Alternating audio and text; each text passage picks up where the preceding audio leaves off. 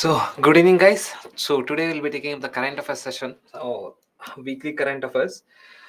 So, today we have selected quite a few important topics. So, there are 8 topics that we'll be dealing with. So, starting from gene therapy, right to repair, there's some new concept that got introduced in India, that is right to repair. And we'll be taking up 2 articles, one from Yojana and one from Kurukshetra, that is October edition. One article is in Yojana, that is road infrastructure getting smarter. This is a Yojana article, and the next one is your Kurukshetra article. So, am I audible? All clear, right? Audible, audible. Vishal, I think there's some issue in your side here. I think it's audible, right? Not an issue, no? Fine. Okay. All good. So, and the next article is crop residue management challenges and opportunities. This article is from Kurukshetra October edition, and then recently this was too much in news. That is the governor's issue that got resolved in Supreme Court. And then we are taking this global carbon budgeting because day after tomorrow we have this COP 28 in UAE from day after tomorrow. So this article becomes important, and the last 2 articles are Antarctic ozone hole. So the recent research has found out that the ozone hole in Antarctic has increased. So this is the latest update in Antarctic, and the final one is Kambala. So Kambala is another cultural race that is going on in Karnataka, that is Bangalore. So let us start with the first topic, that's your gene therapy. Gene therapy to treat sickle cell disease, and this topic was given in Indian Express in the explain column. So before taking up this topic, gene therapy to treat sickle cell disease, first let us understand what is a sickle cell disease. What is a sickle cell disease?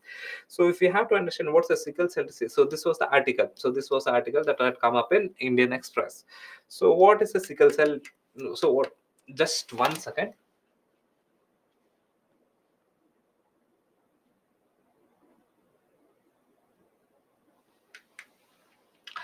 So first, let us understand what's a sickle cell disease. So what is sickle cell disease? So sickle cell disease, or say we also call it as HBS. Okay, it's also sickle cell disease. It is also known as HBS. So what is a sickle cell disease?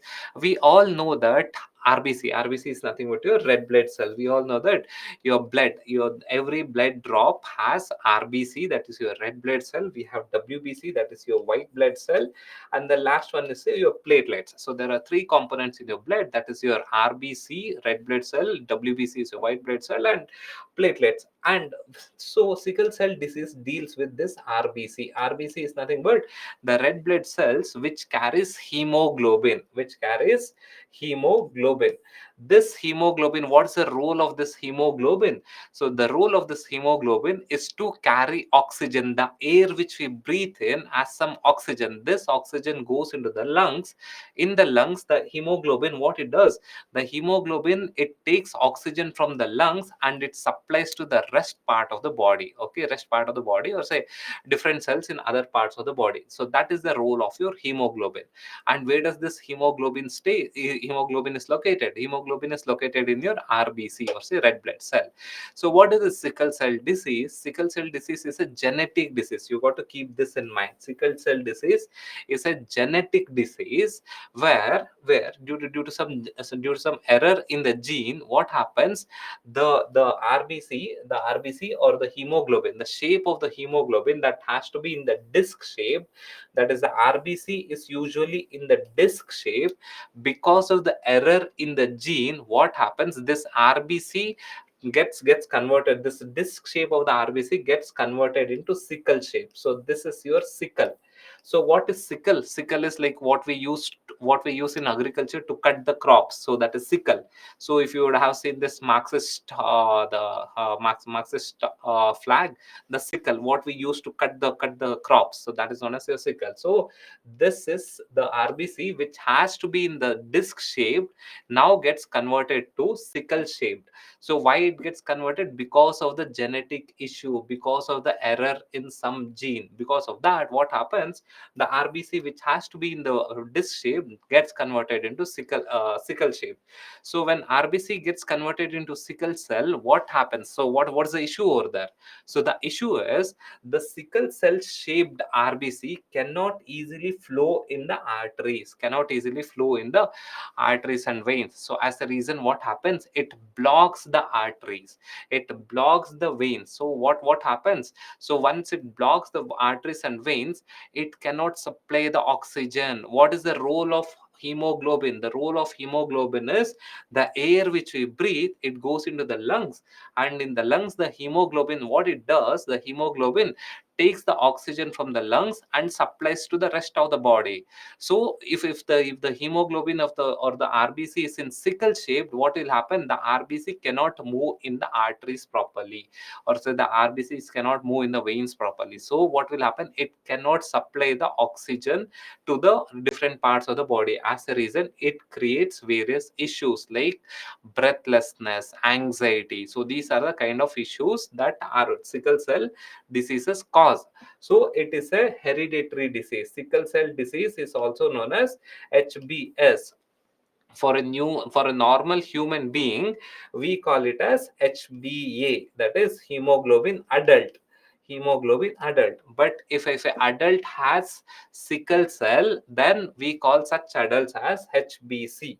Such adults are known as HbS. HbS is nothing but the adults who have sickle cell disease. So this is the basics about your sickle cell. Yeah, sickle cell anemia. Yeah, yes. Hello, Syria. Hello. So now please focus here. So now the recent article, what it says is that is the gene therapy is now a solution for this sickle cell disease. So what is this gene therapy? So if you have to understand gene therapy, so we should first understand the basics of this gene therapy, that is with CRISPR-Cas9. So what is a gene therapy? Gene therapy is nothing but editing of gene using a new technology called as CRISPR-Cas9. CRISPR-Cas9 is a gene editing technology. This technology got Nobel Prize in 2020. It is such a novel technology, very new, very innovative, path-breaking technology in gene editing, path-breaking technology in gene therapy, or say gene editing technology. So what it does, what we do in CRISPR-Cas9 technology is that we use protein and enzymes. We use enzymes called as Cas9. It is an enzyme that is used to break the seed. Assume that this is a DNA. So this DNA, so once again, let us assume that this is the DNA. So this is the DNA. So using this CRISPR-Cas9, what I can do is I can cut the DNA. I can say I can slice this part of DNA. I can remove this part of DNA and add some other DNA. Or say I can either remove this DNA and join the DNA, or I can cut the DNA and add another DNA. So for example, here if you see in this example, in this diagram, so this is a DNA. This is a DNA. So what we do is through CRISPR-Cas9 technology, using Cas9 is an enzyme. Using that, we cut. It is also known as molecular scissor. So using that, what we do is we cut the DNA. We cut the DNA. We can insert. That is, we can insert another DNA, or we can directly merge, or say we can directly join the DNA. So this technology is known as gene therapy using CRISPR-Cas9. So the recent innovation is that the sickle cell disease can be resolved through CRISPR-Cas9 technology. How is that? So now let us see the mechanism, how that is CRISPR-Cas9 technology is used to resolve this sickle cell anemia, or say sickle cell disease. So what we do? So okay, in this case, what we do is we use CRISPR-Cas9 technology. I hope now it is clear what is CRISPR-Cas9 technology. CRISPR-Cas9 technology is nothing but it is a technology where we can cut the DNA. We can cut the DNA and either add a new DNA segment or directly join the DNA. So that is the meaning. That is the technology, CRISPR-Cas9 technology. So using this CRISPR-Cas9 technology, we can overcome this sickle cell disease. How do we do it? So basically, what we do is using CRISPR-Cas9 technology in our own body, there is one gene that will trigger the hemoglobin fetus. Hemoglobin fetus. Now you have to understand. See, hemoglobin. So there are two kinds of hemoglobin. One is hemoglobin fetus. One is hemoglobin adult. Fetus, what is fetus? Hemoglobin fetus is, in a sense, you'd all know what's a fetus. Fetus is nothing but the child which is there in the womb of a mother. Child which is there in the womb of a mother. So that fetus will have hemoglobin. Those kind of hemoglobins are known as hemoglobin fetus. And this sickle cell, please everyone focus here, this sickle cell disease is due to hemoglobin that is formed when a human comes out of the womb and becomes adult. So that kind of, so during that stage we have hemoglobin adult. So there are two kinds of hemoglobin: hemoglobin fetus and hemoglobin adult. Every individual who have come out of the womb will have hemoglobin adult, but the individual or say but if you see the fetus, so fetus will have hemoglobin fetus. So under this, through using CRISPR-Cas9 technology, through using CRISPR-Cas9 technology, what are we doing? We are triggering a gene in our body which produces hemoglobin fetus. Say, assume that, hypothetically assuming that I have sickle cell disease. So what I do is, using CRISPR-Cas9 technology, I will trigger a gene in my body which helps in the production of this new hemoglobin, that is hemoglobin fetus. This hemoglobin fetus, this hemoglobin fetus is a kind of hemoglobin that was present when I was in the fetus. So now using this technology, what are we doing? Using this CRISPR technology, Cas9 technology, what are we doing? We are triggering a gene in my body which will generate this hemoglobin fetus. So what is this hemoglobin fetus? This hemoglobin fetus will now overpower the sickle cell hemoglobin, or say the RBC which is there in the sickle cell, which is in a sickle cell shaped RBC. So this is the mechanism of the therapy. Understood? Any doubt till here? Any doubt? Understood? Okay, fine. So now, what are the challenges in this treatment? This treatment is good, right? Say, for example, if I have, so every human being, there are two kinds of hemoglobin: hemoglobin fetus, hemoglobin adult. HbA is hemoglobin adult. So every individual who has come out of the womb will have hemoglobin adult. And the sickle cell RBC is found in hemoglobin HbA. This is found in HbA. Hypothetically assuming that I have this sickle cell red blood cell.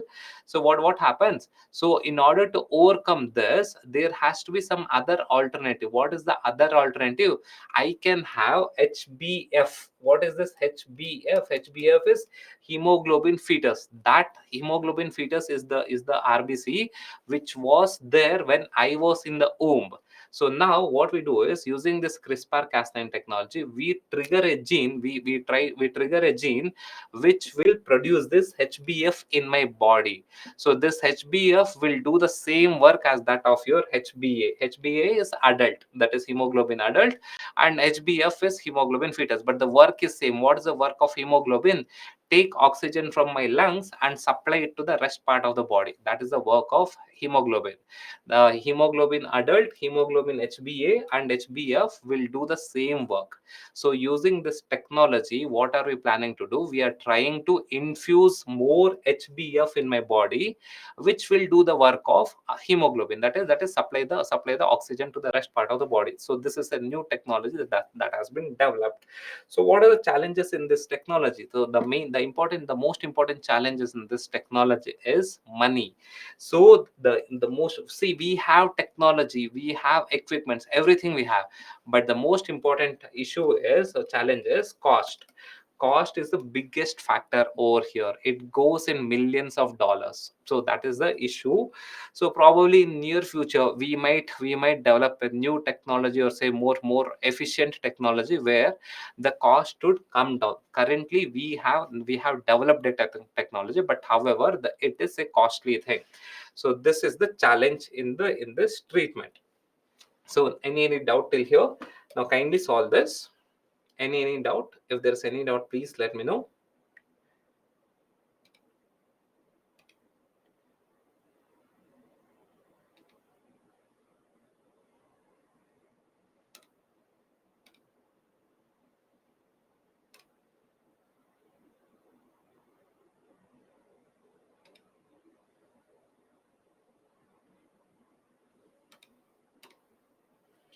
What's the answer?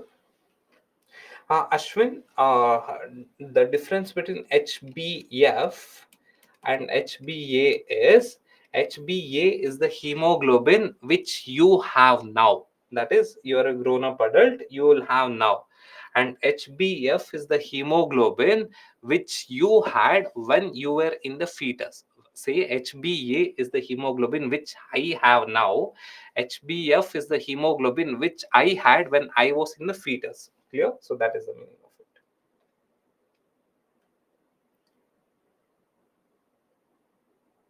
No, no, it doesn't. It doesn't. Jagrati.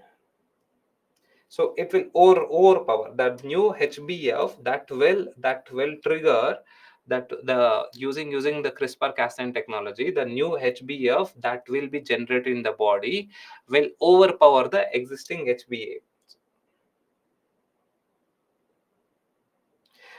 Yes, Masira. So it develops. Clear? Good. All good. Shreyas, 2020 Nobel Prize 2020.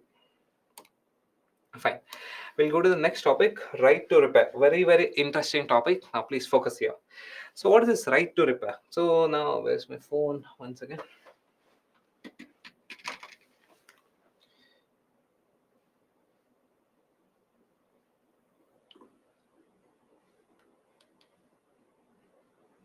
Yeah. So let's take the example of this phone. So this is a Google phone. Assume that the screen broke, or maybe I put this phone down. The screen broke. So what would happen? So if I say I'm from Bangalore, or say assume that I'm in Delhi. So the best way to get this phone repaired is either I'll go to Gafar Market in Delhi, or say in Bangalore. If I'm in Bangalore, I'll go to there's a road called as SP Road. There I can go and get this phone repaired at a very cheaper cost. Or if I give this phone to Google to for Google for in order to repair, they would charge somewhere around 10,000 or 20,000 just to repair the screen. But if I take this phone which is now broken, either to a Gafar Market in Delhi, or say your Nehru Place in Delhi, or say SP Road in Bangalore, I can get this phone repaired at a very lesser cost, maybe 1,000, 2,000. I can get this phone repaired. But is it allowed? No. If I go and give this phone to a third party to repair, Google will tell that your warranty is void. Is it good? No, it is not, because why should I spend say 10,000 or 20,000 through just to repair the screen, whereas can get the same repair done by a third party at a very cheaper cost. So where is my right to get repaired? So I don't have any right to get repaired if I buy a Google phone. Similarly, the same thing is the case with your Apple phone, or say most of the phones. So is it good or is it bad? So right to repair, should it be there, or what should we do? So should right to repair be there? Yes, right to repair has to be there, because I should get some independence. I should get some liberty to choose whether should I give my phone to Google, or should I give my phone to say any third party to repair, or say should I give my phone to Samsung customer care, or should I give my phone to some third party to repair my Samsung phone. So this concept was not there earlier. India is now slowly moving towards this concept. So that is your right to repair. Say for example, if you consider this Honda car. So Honda car usually doesn't give this right to repair. That is, every Honda car has to be repaired in their own service center. If some other third party tries to repair it, they'll tell that warranty is void. So similarly, even in automobiles also we have the same issues. That is, we do not have this right to repair.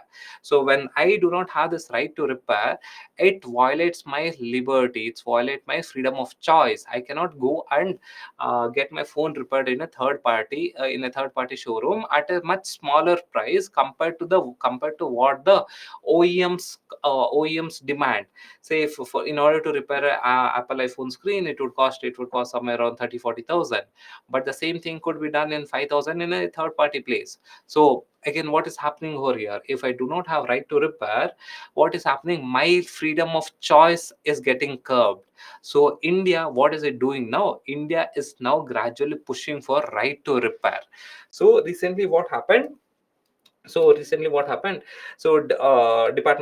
of Consumer Affair. So Department of Consumer Affair set up one committee in order to push this right to repair concept in India. Do we need right to repair concept? Do we need Shreyas? What about authentic part? Yeah, authentic part mil jayega, need not worry. What about the cost? uh, yeah, so should we require right to repair? Yes, we do require right to repair. So if I have right to repair, I can either give my phone to Google customer care, or either I can give my phone to some third party customer care, third party repairing center. So right to repair will empower the customer. So once it empowers the customer, automatically it will force the OEM producer, OEM, or say it will force Samsung, Apple, Google, everyone to reduce their cost. So this is a good thing, good initiative. So what recently Department of Consumer Affairs, what they did, they set up a committee in order to come with this right to repair. So this concept was rolled out because recently government of India rolled out something called as Mission Life. So what is this Mission Life? Mission Life, the crux of Mission Life is the crux of Mission Life. So recently government of India rolled out Mission Life. So this is a mission, this is a government program. What is the crux of this Mission Life? It simply means that we need to promote circular economy and move away from the use and throw culture. So what is this use and throw culture? If my phone screen is broke, what I'll do, I will throw this phone and buy a new phone. This is known as use and throw culture. So in order to overcome this use and throw culture, government of India launched something called as Mission Life. So under this Mission Life, what are we doing? We are trying to promote circular economy. So what is circular economy? Reuse, refuse, recycle. So this is the meaning of your circular economy. It is not that I will throw away every product which I have used. No, I will not throw away. If the phone screen is broken, what I'll do is I'll get it repaired, I'll get it refurbished. So what will happen? Circular economy. I'm reusing the same thing. So this concept was promoted by Mission Life scheme, by which was rolled out by Government of India. Under this scheme, in order to boost the scheme, Department of Consumer Affairs, what they did, they set up one committee to push this right to repair. So this committee which was set up by Department of Consumer Affairs found out say four important sectors where right to repair is very very essential. What are these four important sectors where right to repair is very very essential? That the Department of Consumer Affairs, that the committee which was set up by Department of Consumer Affairs found out. One is your farming equipments. Even today, almost say 68 to 70 percentage of Indians are living in rural area depending on agriculture. So there are many the farming equipment companies who do not provide right to repair. For everything we have to go to the service station. So that then they will charge a lot, hefty amount will be charged. So in order to overcome this hardship for our farmers, the committee recognized that for farming equipments we need right to repair. Similarly, for mobile and electronic display, we need right to reply. So right to repair. And even for consumer durables are your TV, washing machine, fridge, etc. These are your consumer durables. Even for consumer durables, we need right to repair. And the last one is your automobiles. So the committee recognized four important sectors where right to repair is essential. One is your farming equipments, and that's like your tractors, your say power tillers, etc. That is your farming equipments. And the next one is your mobile, all this mobile electronic gadgets, mobile, tablet, laptop, etc., so on and so forth. And the next one is your consumer durables. What is this consumer durables? Consumer durables are your say TV, fridge, washing machine, etc. So these are your consumer durables. And the last sector which the committee has recognized is your automobiles, like car, bike, etc. So these are the four sectors which the committee has recognized. Understood? Any doubt till here?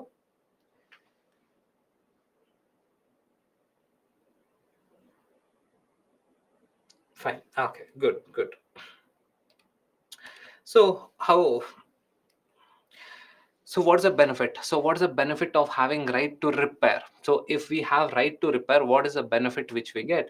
The most important benefit is there will be reduction of e-waste. If I have this right to repair, say for example, this phone, assuming that this phone would cost 20,000. So now the screen is broke. So what I'll do? I'll go and give it to the service station. I'll go and give it to Google service center. So what they'll do, they will try to charge me 14 or 15,000. The phone costs 20,000, and now in order to replace the screen, they are charging 15,000. So what I do, I'll throw this phone and buy another phone. Why pay 15,000 just for the screen? So rather than I can buy a new phone. So that is the thought process for everyone. So if I have a right to repair, what I can do, I can get this phone repaired in a third party center. So if I can get this phone repaired to in a third party center, what will happen? I will not throw away this phone. If I don't throw away this phone, the e-waste generation will automatically come down. So this is the most important element, or say most important factor, that is beneficial in nature, which due to this right to repair concept. And similarly, next, it is going to boost the small repair shops. So the small repair shops, say your local area small repair shop, be it your local local garages, or say local mobile phone centers, etc., they will get more business, because now I will not be going to say Samsung showroom, or say Google showroom, or say Apple showroom. I'll directly go to some third party small shop near my home, and I'll get my phone repaired at a much cheaper cost. It will help me, as well as it will help the small business owners around me. So again, this is another benefit. And the next benefit is nothing but it would save consumers money. So why would I pay 15,000 or 20,000 for a screen? I can get the same screen at 3,000 or 4,000. Again, it is going to save the consumer money. And finally, it is going to contribute to the circular economy. What is the aim of Mission Life? That is Government of India's program, Mission Life. The aim of Mission Life is to promote circular economy. Promoting circular economy is nothing but refuse, reuse, recycle, refurbish. So this is your mission life, or say circular economy. So so due to this right to reply, so right to repair, so these are the benefits that we get. Clear? And any doubt here? Any doubt?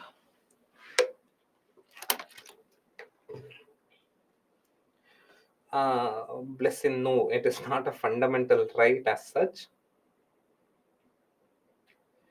See, Meghana, if the third party gives you duplicate material, ठीक है, मतलब that's go to some other third party which gives you genuine material. Say for example, Maruti car, the genuine spare parts are also available with the third party. So consider Honda. So consider Honda car with Maruti. So Maruti car, if the third party will also have this genuine Maruti products. So you can get your car repaired in a third party center also. So, Sarvani, how will it help the economy? See, Sarvani, I am assume that I have a small mobile shop. Now, if we have right to repair, so I will get equipments. I will get the original equipments from Samsung, Apple, etc. So now, why will you go to Samsung and pay 20,000 for screen repair? Rather, I will do the same work for 3,000. You will come and give me money. What I'll do, I will spend in the economy. So the economy will revive. No, Vivek. Right to repair discourages in no. It doesn't discourage any investor here. So in fact, in even in US, there's a big movement for right to repair.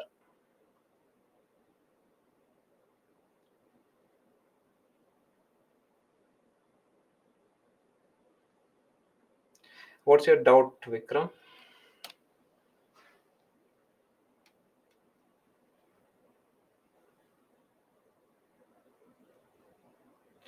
Ashwin, disadvantages, nothing, no disadvantage. Maybe the quality can get compromised, but however, say for example, take the example of Maruti. No, so Maruti has in indirectly accepted this right to repair. So all the Maruti products you get Maruti genuine products, even with the third party vendor. So yeah. Say assume that if Samsung or say Google, they start giving out their genuine product through the to the third party. So why will the third party give you a duplicate one? So if so people the third party, the small mobile shop owners, they give you the duplicate screen because they don't have access to the original screen. Under right to repair, the companies has to give the original screen.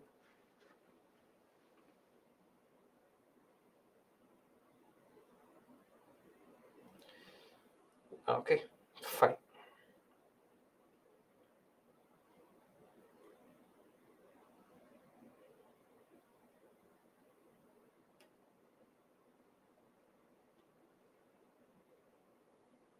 Yeah, okay. So we'll go to the next topic again. This topic is not from prelims perspective. This topic is solely from your GS3 perspective. So GS3, there's a topic called as infrastructure. I hope you would have gone through the syllabus, right? In GS3 there's a topic called as infrastructure. In that infrastructure there's a word called as road. So this road infrastructure getting smarter, this article was present in Yojana October 2023 edition. So why are we taking this? Why are we taking this article? Because in GS3 the syllabus itself mentions road infrastructure. So this article, what it gives is, it gives a basic overview about the road infrastructure in India. It doesn't give any suggestion, nothing. So basically it gives a bird's eye view about the road infrastructure in India. How is India's road infrastructure at the current moment? So that's what the article deals with. It is not any analytical article as such. The article doesn't analyze anything as such. The articles is, you can consider this article as a data point. The article says that highway, this is the length, so this is the rate at which highway is growing. So similarly rural road, so this is the length. So this article basically gives you the data, complete data, or say complete broad overview about Indian road infrastructure. It doesn't give you any analytical concept in it. There is no analytical concept in this article.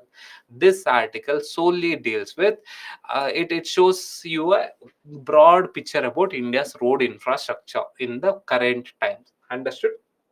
So let us consider with this article. So this is the article. So this is a Yojana article, that is road infrastructure getting smarter. So what is this road infrastructure getting smarter? The article says that, again here, please don't try to memorize these things. This is only for your mains perspective, nothing to do with your prelims perspective. In prelims they will not ask 70 percentage of India's road, is it rural road or say national highway? No one is going to ask. So this is only for your mains perspective. You should have a broad idea about road infrastructure, because if you see GS3 paper, once in 3 to 4 years they ask, either I think last time they had asked on that's airports. So before that it was on railways. There is very high chances that next time if they ask, it would be roadways. So as a reason we have taken this article. This article gives you a broad overview about Indian roadways. Here what you got to do is, you have to just understand, acha, this is how a roadway is, this is the road infrastructure. This article doesn't have any analysis at all. Clear? So the article says that the status of the current road infrastructure in India. So as per the article, India has the second longest road length in the world. The first one is US. Next to US, India is in the second position. Matlab, the second longest roadways in the world is in India. And the growth of road length in India, the growth year on year growth of road length in India is somewhere around 3.6 percentage. So you can just remember approx 3.5 percentage. This is the approx. Remember, just 3.5 percentage is the approx. The specific number is 3.64 percentage. Year on year, that is the growth. Say, assume that last year that the last year, say if the road length was 100 kilometer, this year the road length would be 103.64 kilometer. So this is the meaning of it. That is 3.64 annual growth rate of roadway length. If last year the roadway was 100, hypothetically, if last year the roadway was 100 kilometer, this year the roadway would be 103.64 kilometer. So year on year growth is 3.64 kilometer. And in India, the 70 percentage of road infrastructure is found in rural area. This you should know. That is, your highway infrastructure, your highway roads, the national highways, what you see, it is less than 2 percentage. Less than 2 percentage is your national highways. 70 percentage of Indian roadways are rural roads. Understood? So this is the status of a road infrastructure.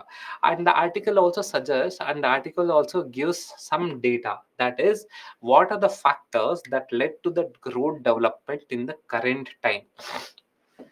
What are the factors why? So you would have seen in news, that is, currently the roadways, that is Ministry of Roadways and Transportation, is doing really well. So what are the factors, that has led to the development of roadways in India? It is not just a last 5 year or last 10 year, last 20 year work. Rather, it is a work since 1990s. Post 1991 liberalization, every successive government has put efforts in the development of roadways. Say, starting from, the article says that in 1995 we have created this NHAI, National Highway Authority of India. So this is one authority, this is one institution, or say one agency that has a role to build national highways in India. The only role, it is a specific, it is a institution having some specific role, that is to build national highways in India. So what happened after 1995 when NHAI was formed? So what it did, it focused on construction of national highways. A dedicated institution was set up in order to construct the national highways. So this helped in the development of national highways in India. The first reason. Next, what happened? So after 1995, so when national highway NHAI, when it was working on the new national highways, it did not have enough money, or say the government of India did not have enough money to construct roadways. So as a reason, the pace of construction of roadways was slow.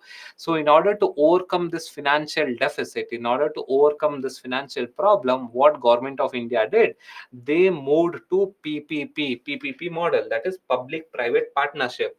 Government will, in order, say, hypothetically assuming, in order to construct one roadway from point A to point B, government did not have any money, and did not have adequate money.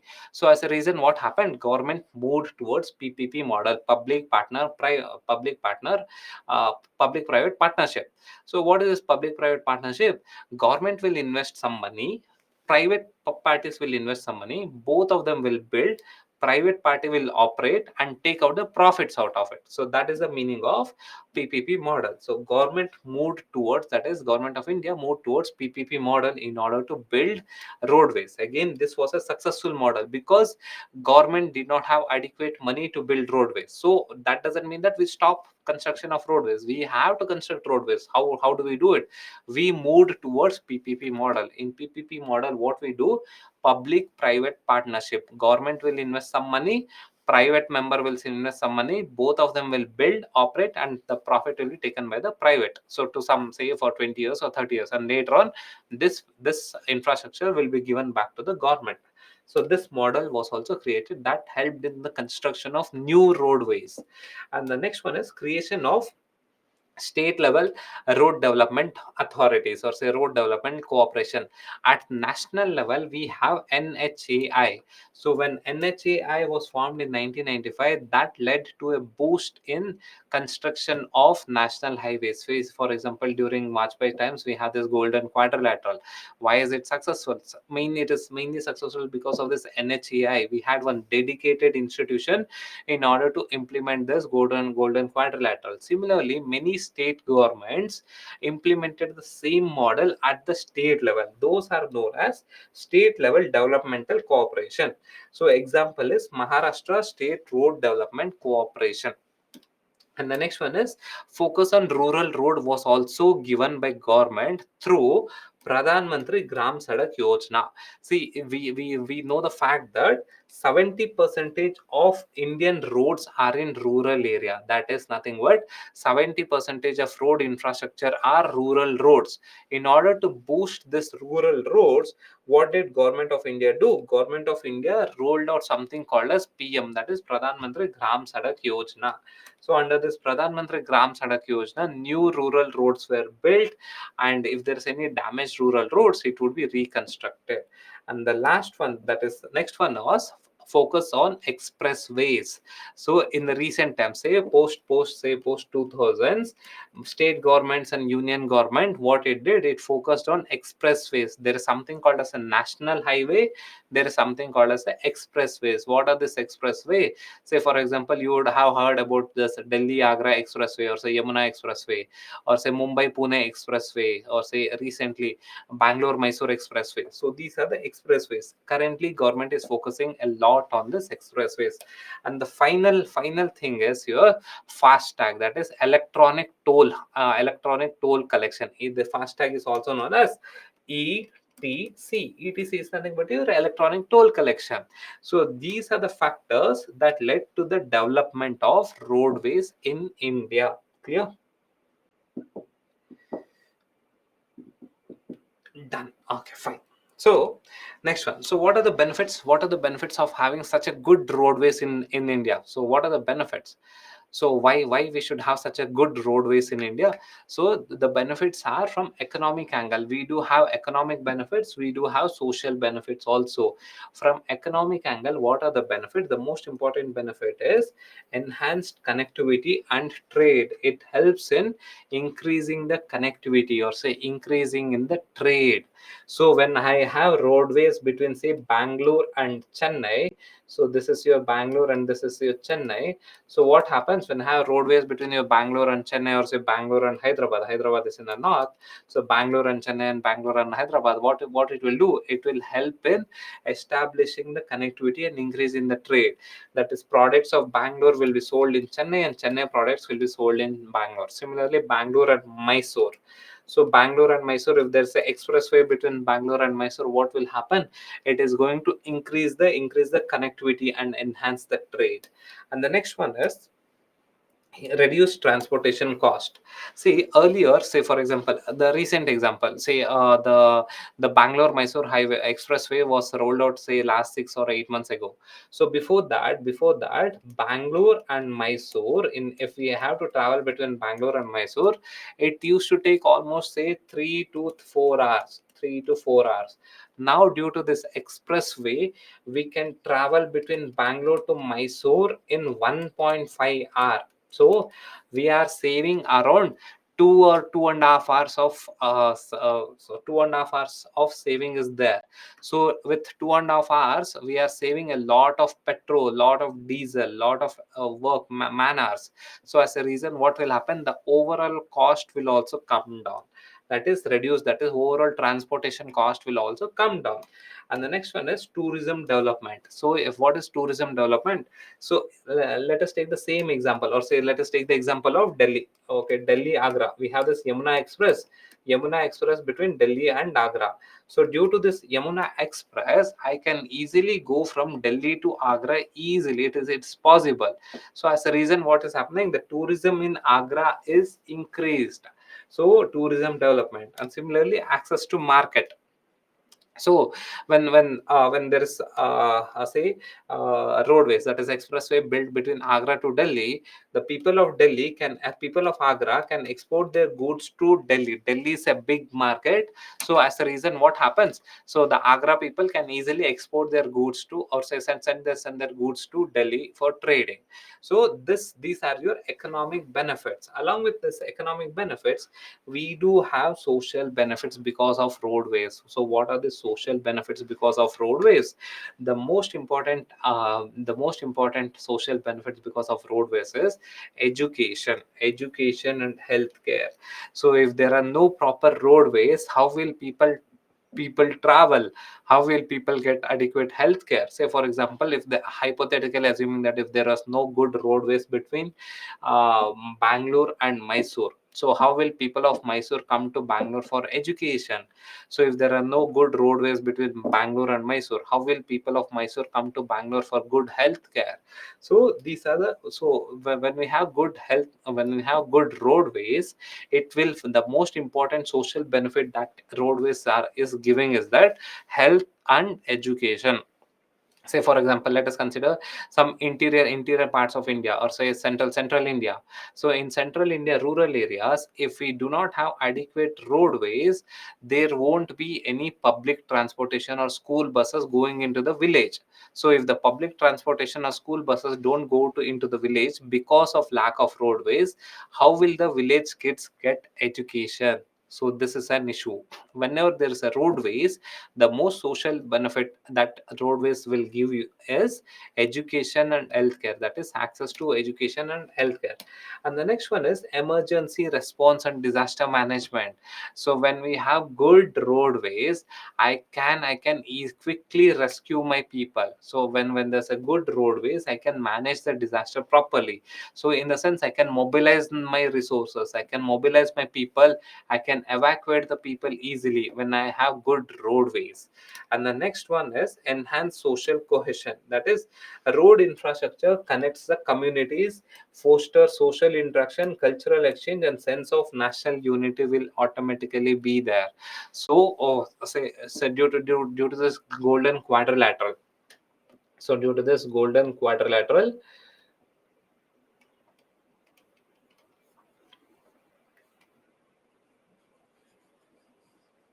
yeah, due to this golden quadrilateral, so this is your golden quadrilateral. So due to this golden quadrilateral, what is happening, the connectivity is increasing. Now there is now the government of India has planned a dedicated expressway between your Mumbai to, sorry, Delhi to Mumbai. So Mumbai is here, so Delhi to Mumbai, yeah, sorry, this should be Mumbai. The dedicated Delhi Mumbai Express Highway is being planned. So if Delhi Mumbai Express Highway is being planned, what will happen? It will increase the cultural exchange, it will increase the cohesion. So these are the factors that these are the social benefits which the road infrastructure will provide. Bhanu, you got it. If there's a express highway linking between your Delhi and Mumbai, people traveling between Delhi and Mumbai will increase. So, if there's the new expressway between Bangalore and Mysore has increased the cultural contact between Bangalore and Mysore. Earlier, I was hesitating to go to Mysore because it would take 4 hours. Earlier, people of Mysore were hesitating to come to Bangalore because it would take 3 to 4 hours. Now, 1.5 hours. That's it. So, as a reason, what happens? The cultural contacts will automatically increase. Clear? So any doubts here?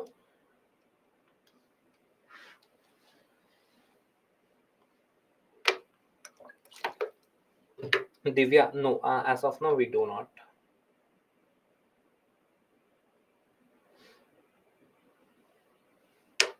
Okay, fine. Good, Praveen. Okay.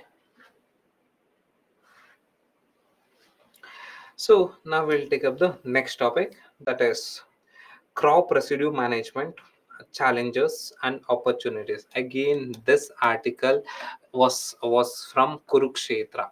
Kurukshetra, Kurukshetra, October 2023.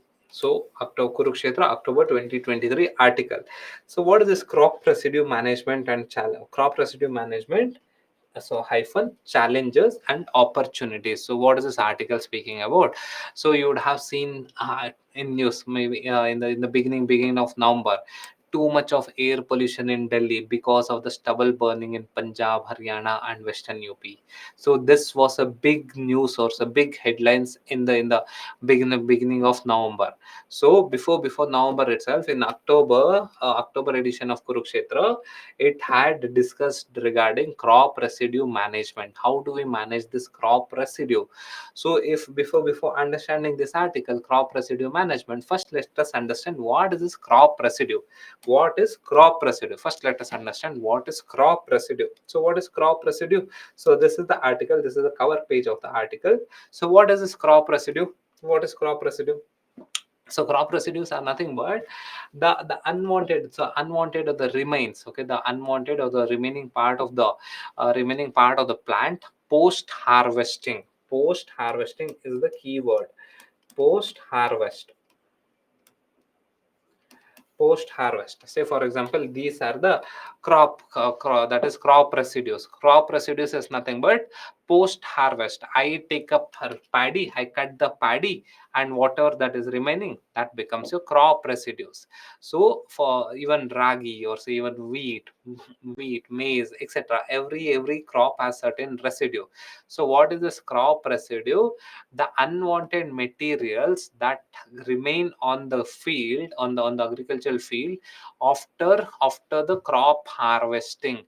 I harvest the crop. What do you mean by I harvest the crop?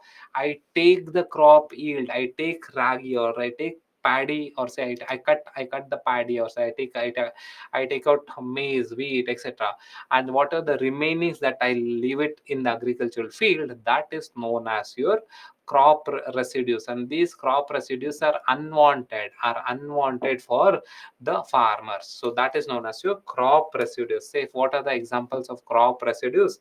The most important examples are the straws. So these are your straws. This is also called a stalks, husk. So the husk which you get from paddy, so that's also crop residues. But however, husk is not some major issue. The major issue in crop residues are this kind of straws, that is your paddy straws, or say wheat straws, or say straws or stalks, one almost one of the same. Yeah, so stubble, yes, Pooja. So yeah, so this is your crop residues. And why people and everyone knows this burning, that is burning of crop residues, or say this is also known as stubble burning, or say straw burning, stubble burning, one and the same. So what this burning of this burning of stubble leads to pollution. Everyone knows. It is not that we are the only intelligent souls. Even farmers know that by burning this crop residues, it is going to cause air pollution. But why are the farmers forced to burn this? Why are the farmers forced to burn this? It is not that farmers are doing purposefully. That is, say Punjab farmers or say Haryana farmers, don't unnecessarily, let us not unnecessarily blame them. They're not doing purposefully. So then why are they burning? Why are they burning the stubbles, or say crop residues?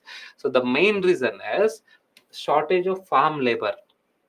Say assuming that I'm a poor farmer, in order to clear the straw, I have to employ another 4 or 5 more laborers to clear this clear the straws. And we know the condition of Indian farmers are usually small and marginal farmers. Now don't give some exception in Punjab, they're rich fellow. Most almost over 90 percentage of Indian farmers, in fact over 95 percentage of Indian farmers are small and marginal. So maybe in TVs you might see some big farmers, but majority of them are small and marginal farmers. So over 95 percentage of Indian farmers are small and marginal, who cannot afford extra labor, who cannot pay extra labor to cut this say stubble, or say to remove the stubble, or say to remove the crop residues and put it aside from the field. So the most important reason why Why farmer indulge into stubble burning is shortage of farm labor that leads to excess money, that is financial issues. The main reason is economic issue. It is not that farmer don't know that stubble burning leads to air pollution. They know, everyone knows that stubble burning leads to air pollution, but farmers are forced to do it because money problem, economic problem. So poor farmers, they cannot afford extra labor, so what they do is, the easy way is they burn it. So that's what they do.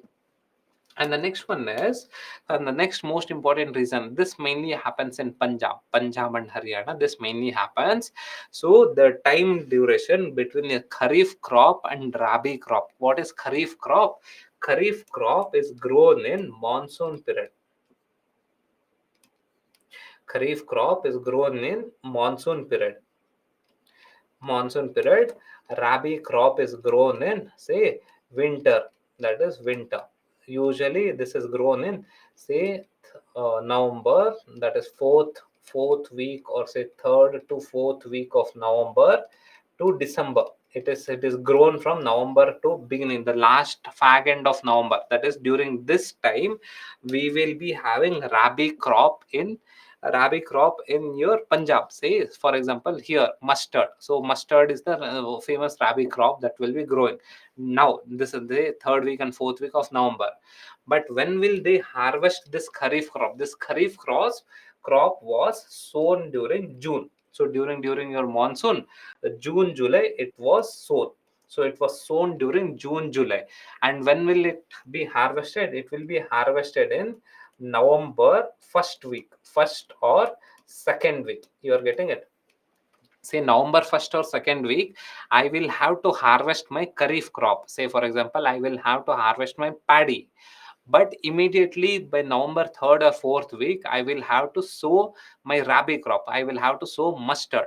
So as a farmer, as a Punjab farmer, or say as a Haryana farmer, or as a Western UP farmer, I don't get enough time. So I get maximum 1 week or 2 week. That's it. So if I have to individually pluck all the crop residues and put it aside, it will take a month. But I do not have a month. I will have to sow my Rabi crop in the third or fourth week of November, or say beginning of December. I do not have enough time. So as a reason, what I as a farmer I'll do, if I have to quickly remove the crop residues, what I do is I will burn that crop residues. So within few hours, I can burn the entire crop residues. So these are the two most important reasons why farmers indulge in burning the crop residues. Clear? Any doubt? Any doubt?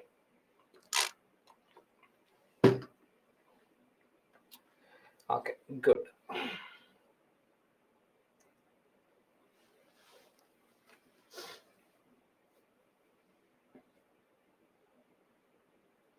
Okay, yeah, fine. So, what are the challenges associated with burning crop residues? So, what will happen? What will happen if the farmers are burning crop residues? So, what will happen? The most important challenge in the present time is, when we burn this crop residues, it emits greenhouse gas. The most important gas it emits is carbon and carbon monoxide, carbon dioxide and carbon monoxide. So these are the major greenhouse gas that gets emitted due to the burning of your crop residues. This is the most important thing.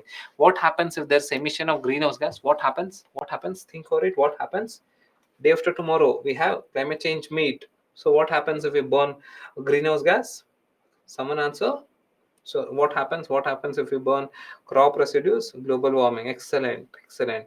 So whenever there's a greenhouse gas emission, it is going to lead to global warming or climate change. Day after tomorrow, we have this climate change summit. So next one is air pollution. So due to this burning of crop residues, what we get? We have this air pollution. Why we have air pollution? PM 2.5, that is particulate matter 2.5. When I burn the crop residues, the ashes, the carbon particle gets emitted. So when the carbon particle gets emitted into the air, that is nothing but your PM 2.5. So PM 2.5 leads to air pollution. So this is another challenge that is associated with your burning of crop residues. And the final challenge is soil fertility. It is and some farmers feel that So they misinterpret this burning of crop residues, thinking that it enhances the soil fertility. No, on the contrary, it reduces the soil fertility. How it reduces the soil fertility? See, soil fertility is dependent on the microorganisms in the soil. The more microorganisms I have in the soil, the more fertile the soil is.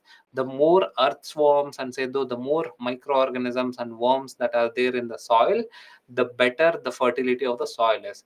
Now when I burn this crop residues, what will happen to this microorganism? What will happen to this earthworms?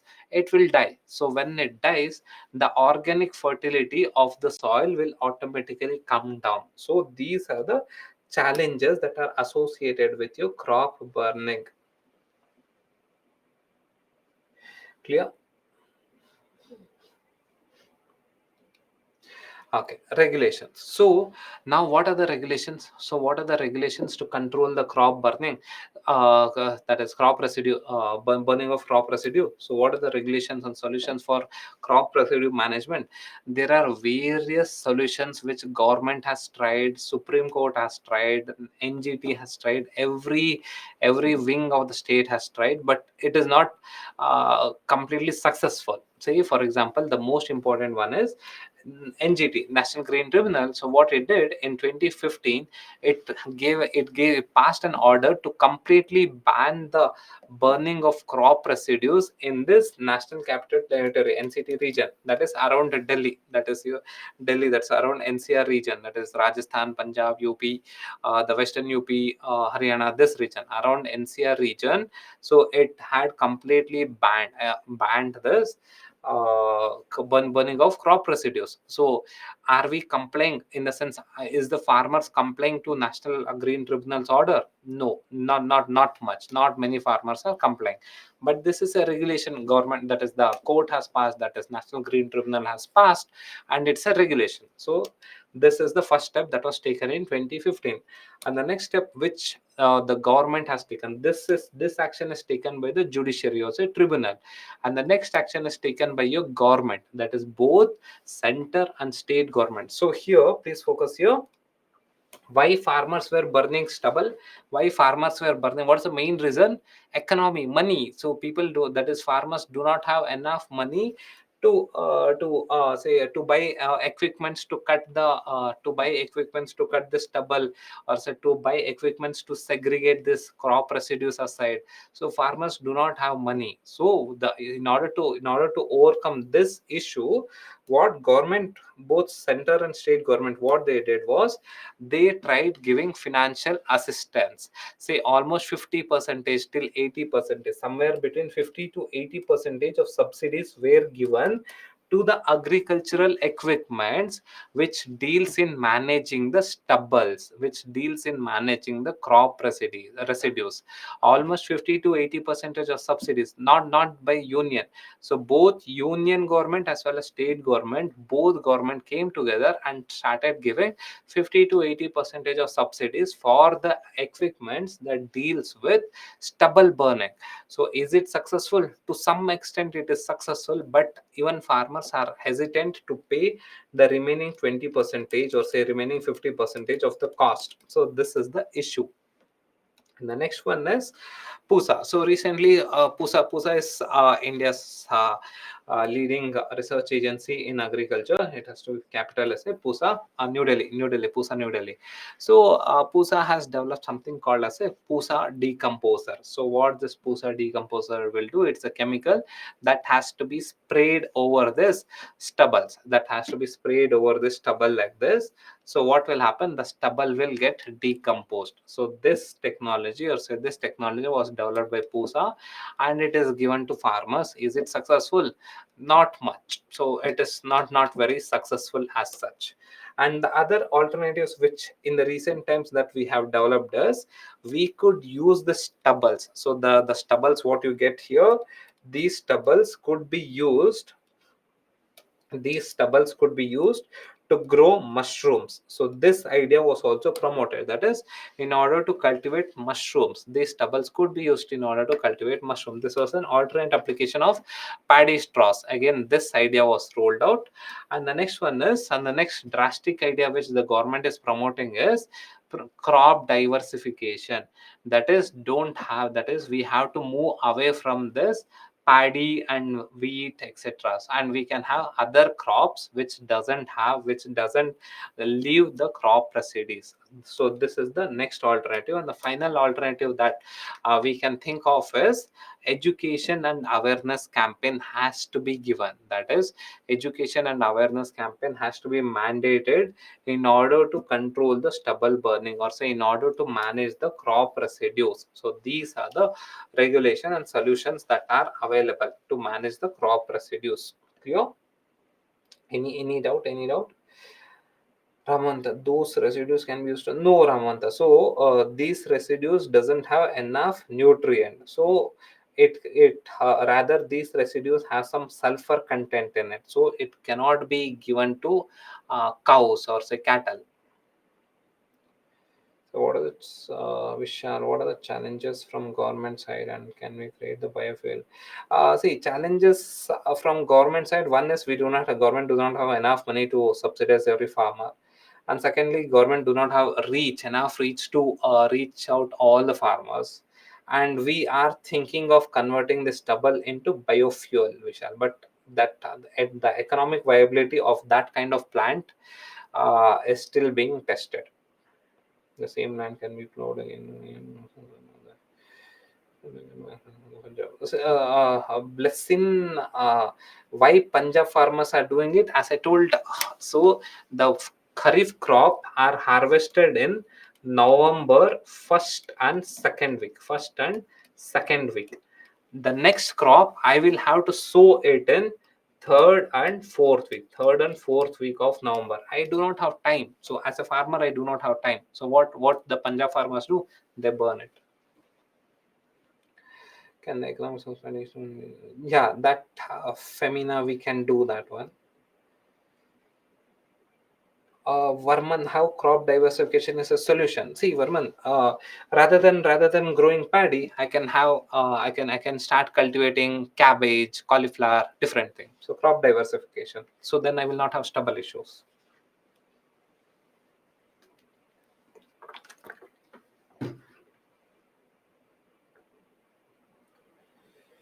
Right.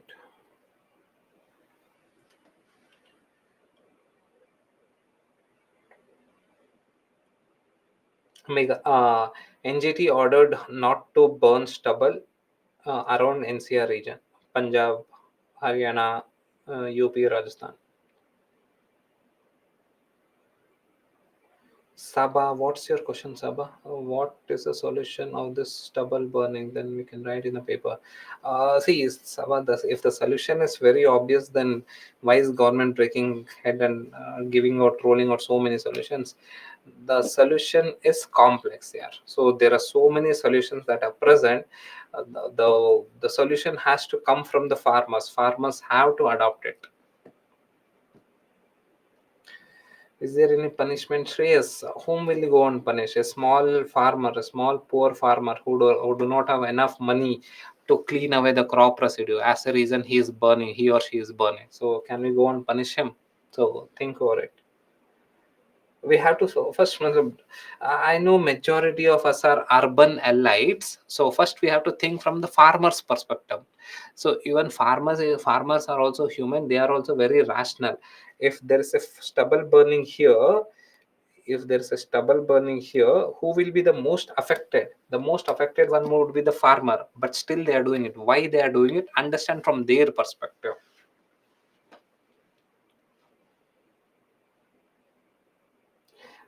Chituri, what is a penalty? See, penalty, can it be imposed? Think over it. So, uh, these are like poor farmers, Chiruti. We cannot impose penalty. So that wouldn't be ethical. So think from their perspective. So, and now think from government's perspective. What government can do? So once you become district collector, what you can do, that's what you got to think. Ramon, PM 2.5 is Patlet matter. Parshuram, what's your answer, Parshuram? Yeah, Ankita, incentive will definitely help. But in order to give incentive to so many farmers, do we have money? Does government of India or state government, do we have so much money? So that is the question. Ritika, what's your question?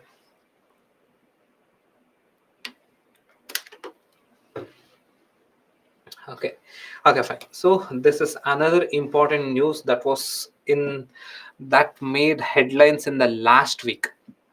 Big bang headlines.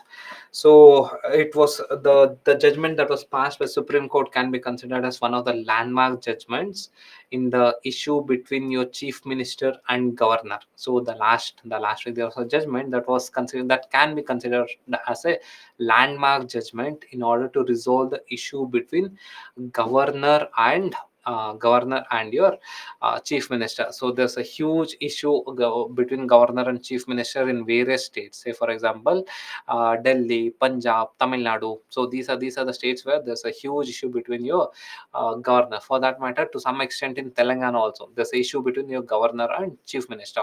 So the last week, the Supreme Court gave a judgment. Honorable Supreme Court gave a judgment that can be considered as a landmark judgment in order to resolve the issue between your governor and chief ministers. So what is the issue? So the issue basically arises due to Article 200. So Article 200. So what does the Article 200 say? Say for example, the core issue that was presented before the Supreme Court, Honorable Supreme Court, was that the governor. So who is a governor? Governor is a nominal head of a state. That is nominal head of a state. This is your state legislature. That is state legislature is your Vidhan Sabha, or say the assembly, state assembly. So who will pass the law in state assembly? Say for example, let us consider the example of Punjab, because the petition was given by Punjab government. So Punjab government will pass a law. So how will Punjab pass a law? In Punjab assembly, a law will be put in front of the Punjab assembly. The Punjab legislative assembly will pass it, and the law becomes the bill becomes a law when governor assents, when governor signs it. Only then it becomes an act. So until then it is still a bill. Even though the bill is passed by the state legislature, it still is a bill and doesn't become an act unless the governor signs on it. So what happened? Punjab government, that is Punjab state legislature assembly, started passing many bills, and those bills were kept in front of the governor for signing. But what did honorable governor of Punjab do? He did not sign. So as a reason, what happened? The Punjab government took this matter to Supreme Court, saying that the governor, that is the governor, is unnecessarily delaying the passing of bill. He is not signing the bill. So in order for the bill to become an act, so the governor has to sign, but the Punjab governor is not signing. This was the issue, and this issue was taken to the Supreme Court. Even the same issue is raised by Tamil Nadu government. To some extent, that issue is also raised by Telangana government. So these are the places where we find these kind of issues, that is issues between your chief minister and governor. So between your chief minister and governor, we have these kind of issues. So what is the actual power of governor? What is the actual power of governor according to the Constitution of India? According to Constitution of India, the power of the governor is determined in your Article 200. So in Article 200, what does Article 200 tell? The Article 200 says that according to this article, the governor, please focus the word, as soon as possible. So the governor, once they receive the bill, say for example, hypothetically speaking, that I am the governor, if I get a bill from the state legislature, as soon as possible. This word is mentioned in the constitution. As soon as possible, I will have to give my assent. I will have to sign it and send the bill, convert the bill into an act, or I can withhold the assent, or nothing but it's nothing but I can reject the bill, saying that I will not sign this bill and give it back, or I can return the bill, saying that this bill has some issue. Why don't you reconsider it? So this is nothing but you are returning the bill. See here, the catch is, please everyone focus here. The catch is the governor can never return the money bill. This is the catch. Governor can never return a money bill, but the governor can reject it, but the governor can never return a money bill. And then governor can reserve the bill to the president. Say the state government gives, the state legislature gives me the bill, I can, as soon as possible, I can give it to the president, or as soon as possible I can return it back, or as soon as possible I can sign it and give it to the government. So this is the keyword, is as soon as possible. So this is there in the constitution, that is article 200. But what was happening in Punjab, and what is happening in Tamil Nadu, or in some other states, the governor, when the state legislature, when they give the bill to the governor, say for example, few bills were given to the governor in Tamil Nadu in 2020.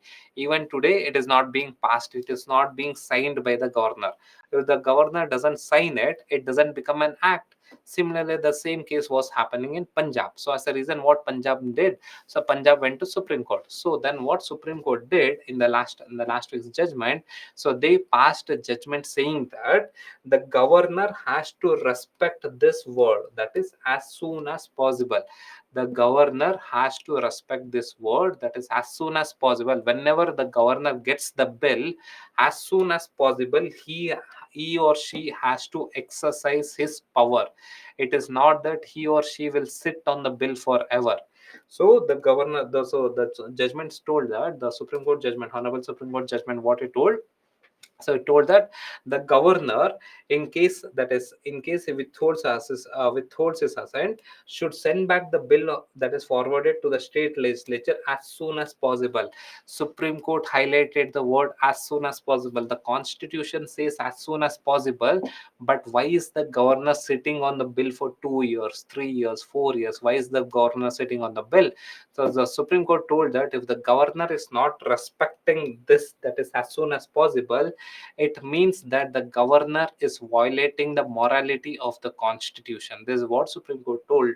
So as a reason, Supreme Court told that whenever the bill is given to the governor as soon as possible, he has to either sign the bill and convert the bill into an act, or give the bill back to the return it back to the state legislature as soon as possible. So Supreme Court highlighted this point, that is as soon as possible. In case the state, but if the Supreme Court also told that if the bill that is written by the governor, say assume that hypothetically speaking, I am the governor, I got this bill, say hypothetically thinking that I got a bill from state legislature, I don't want to sign this bill. So what the Supreme Court told, so Supreme Court told that I have to return this bill as soon as possible back to the legislature. So but if the legislature again passes the bill and sends the same bill back to me, I will have to sign it as soon as possible. So this is the judgment of Supreme Court. It is considered as a landmark judgment because now the governor cannot delay in signing the judgment, signing the bills that is being passed by the state legislature. But again, here the drawback is the Supreme Court, Honorable Supreme Court, did not fix any deadline. The Honorable Supreme Court just highlighted that the governor should act as soon as possible. As soon as possible means what? When? 1 day, 10 days, 1 year, 10 year? Supreme Court did not tell this. But however, Supreme Court, due to the pressure from the Supreme Court, now I feel that all the governors would adhere to the judgment of Supreme Court. So this is the judgment of Supreme Court. So any doubt here? Now please solve this one. Solve this question.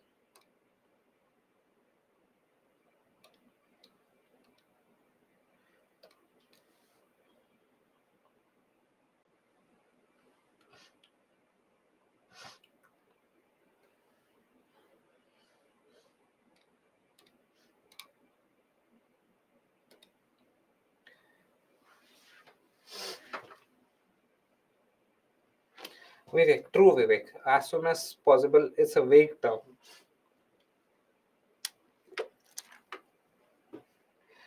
And no, Supreme Court did not fix it here. Why it did not? It did not fix it.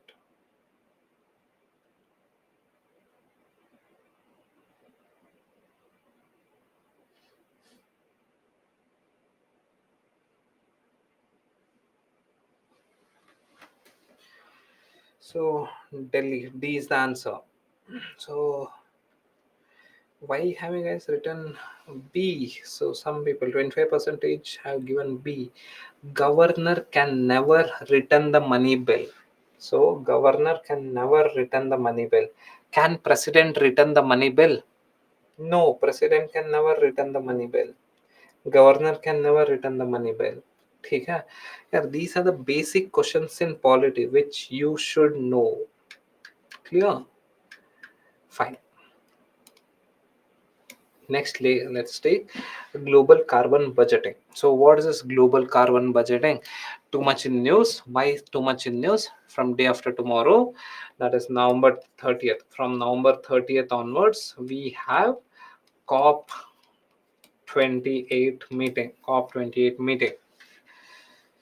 So, as a reason, too much in news. At COP28, a fair share of global green carbon budget is at stake. So, what is this? So, why was the second one wrong? So, why second one was wrong? The governor. So, after the Supreme Court judgment, governor he cannot, or he or she cannot indefinitely withhold the bill. The Supreme Court told as soon as possible you have to submit the bill back to the state legislature. Sakshi, clear?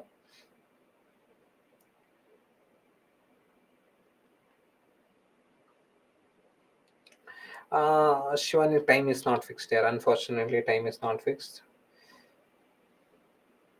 Dikshit, money bill cannot be returned. Dikshit.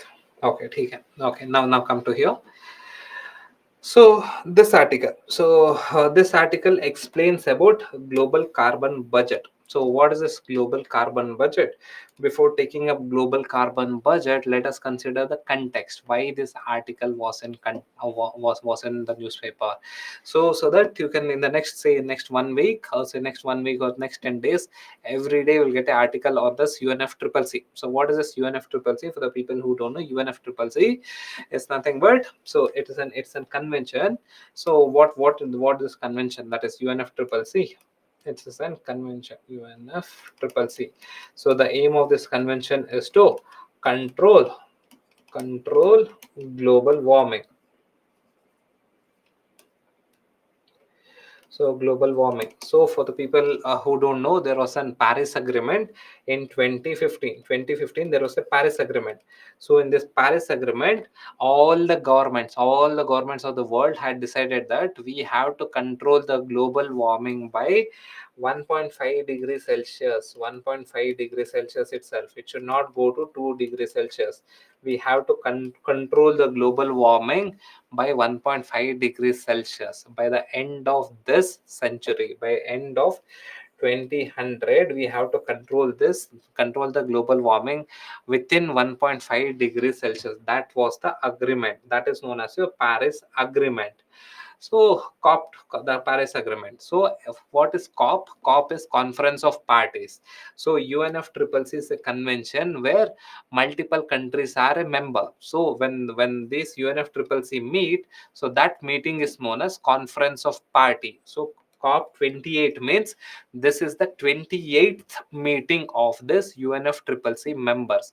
Conference of Party is nothing but the members of UNFCCC coming together for the 28th time. That is COP 28 means this is the 28th meeting of the members of UNFCCC. So what does it tell? So COP 28. So where is this COP 28 that is going to be held? It is going to be held in Dubai. So it is starting from day after tomorrow. From November 30, it is going to start. So every day in the newspaper, you'll get good information about your UNFCCC. Keep reading the newspaper. So without skipping. So what is this global carbon budgeting? So it's a very, very simple concept. What is this global carbon budgeting, or say what's your monthly budgeting? So monthly budgeting, say monthly budgeting. So what is monthly budgeting? Let us assume that I get 10,000 rupees. First say first of every month I get 10,000 rupees. I budget it so that by 30th or say 31st of the month, I should not have I should not be in debt. I should not go and ask someone for money. So that is the meaning of your budgeting. So I have to see how much money I can spend. So that is the meaning of budgeting, and where I can spend. So that is the meaning of your budgeting. Simple concept. Your monthly budgeting, say monthly you get 5,000, 10,000, 20,000. So you budget it. Acha, 5,000, or say 1,000 rupees for my petrol, and say 2,000 rupees for 3,000 rupees for my food, etc. So on, so forth, so on and so forth. So this is known as your budgeting. Similarly, global carbon budgeting means, so it means that what is the amount of carbon that we can produce, so that we can control the global warming by 1.5, limit the global warming by to 1.5 degrees Celsius, comparing to the pre-industrial level. With respect to pre-industrial level is nothing but with respect to 1850. So with respect to 1850, the average temperature of 1850, comparing that with the present time, we have to limit the average temperature, increase in the average temperature of 1850 by 1.5 degrees Celsius. So this is known as your global carbon budgeting. I'll again repeat it. What is global carbon budgeting? It means that we can analyze how much carbon can be emitted, that how much carbon we can emit in the future, in order to limit the global warming to 1.5 degrees Celsius with respect to this pre-industrial level, with respect to this 1850 level. So that is the meaning of global carbon budgeting. So as per this, so we can emit almost say 600 to 800 billion carbon. So that is billion tons of CO2. So global carbon budgeting means, so if we emit somewhere between 600 to 800 billion tons of carbon in the near future, our temperature, that is the Earth's temperature, will be limited by 1.5 to 2 degrees Celsius. If we emit more than this 800 billion tons of carbon dioxide, we will definitely breach this 2 degrees Celsius. That is, the global warming will increase by 2 degrees Celsius. So this is the meaning of global carbon budgeting. So global carbon budgeting, in simple words, it means that it shows how much carbon can be emitted in such a way that the global warming can be limited up to 1.5 degree or 2 degrees Celsius. So that is the meaning of global carbon budgeting. Yeah. So who is responsible for this cumulative global emission? As so, if you see, is India a major global GHG gas emitter? Yes, India is also one of the major GHG gas emitter. We hover between third and fourth position. Most of the time we are in the third position. So India is in the third position, where we are one of the third largest greenhouse gas emitter. But who is the largest greenhouse gas emitter? It is the North America. So even in North America, it is usually USA. USA is the largest greenhouse gas emitter in the world. Sorry, it has to be China. So, but yeah, so USA, and next it comes China. So individual specific. So first it would be China, and next it would be US, and third it would be India. But region wise, if we consider, North America has the highest global emission, that is 23% of the global emission that was since 1850, that is pre-industrial level. From pre-industrial level till the present time, from 1850 to 2019, the total cumulative amount of GHG emission was highest by North America. If you see, your India comes under Eastern Asia. So this is your India, China. So this region is comes under your Eastern Asia. So again here, Eastern Asia, China, Japan will come under Eastern Asia. They have contributed to almost 12 percentage of the total cumulative greenhouse gas emission, that is starting from 1850s to 2019. So 2019. So if we consider who is the biggest culprit over here, the biggest culprit over here is North America. North America, since 1850s, they are the highest greenhouse gas emitter. So now who has to take in charge in controlling the greenhouse gas? So now everyone has to take in charge, but however, who is the important person who has to take in charge of in controlling the greenhouse gas emission? That has to be North America, because since 1850s, that is from industrial revolution onwards, they are the ones who were emitting the most greenhouse gas. So now they have to take more responsibility. So the article says that the North America, Europe, and East Asia, so Eastern Asia is nothing but China and Japan, so this region has to take more responsibility in controlling the greenhouse gas. So this is what the article says. And how does carbon budgeting matter to us? See, carbon budgeting is a crucial thing for India, because India is a developing country and we require coal is very important for us, because coal is a cheap source of energy. So carbon budgeting is very important, because if in COP 28, so that is COP 28, that is day after tomorrow, if they decide that India cannot emit more carbon dioxide, then what will happen?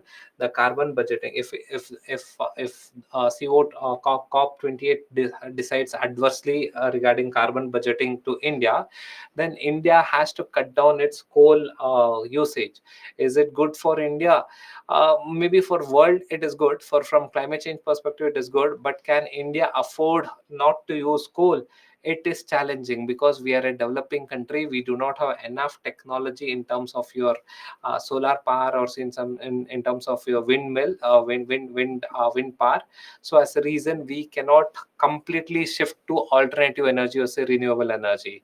So carbon budgeting is very crucial for India. So what should India do in the coming COP 28? What should be the India stance?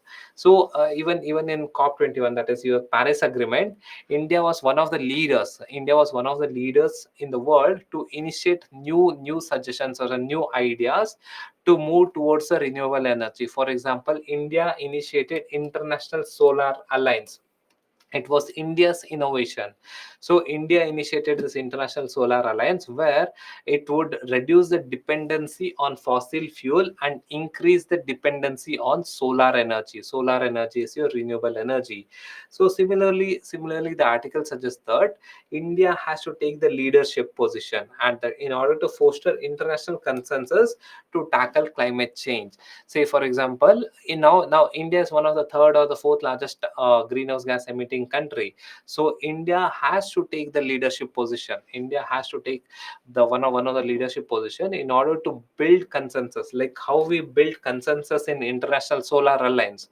In International Solar Alliance, we have countries from Europe, countries from North America, countries from Africa, countries from Asia are members of International Solar Alliance, which we initiated. Similarly, even in COP 28, India should take enough steps to foster, also to build international consensus in order to take adequate steps to manage the climate change immediately. This is what the article suggests. Clear?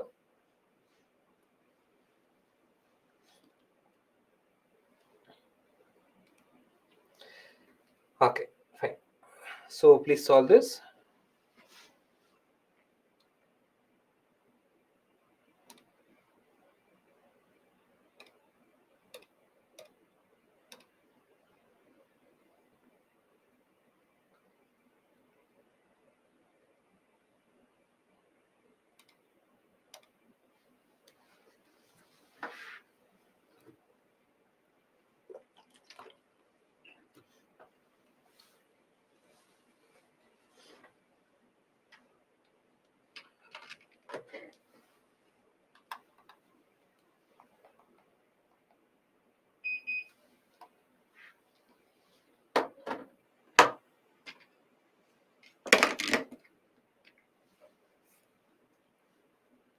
Vivek, I didn't get your answer. Oh, my question. So repeat it. Yeah. Okay, fine. Clear? Good.